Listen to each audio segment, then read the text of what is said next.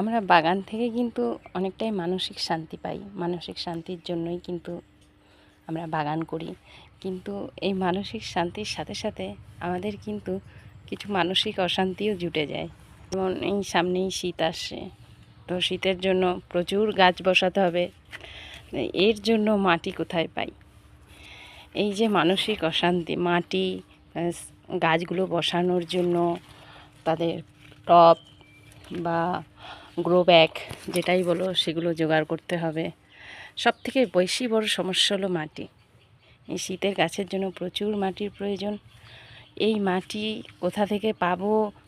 সেই মাটিকে জোগাড় করতে হবে, প্লাস মাটির জন্য খাবার রেডি করতে হবে, গাছ বসাতে হবে। মানসিক শান্তির সাথে সাথে আমরা কিন্তু প্রচুর মানসিক অশান্তিও মাথায় নিয়ে নিচ্ছি।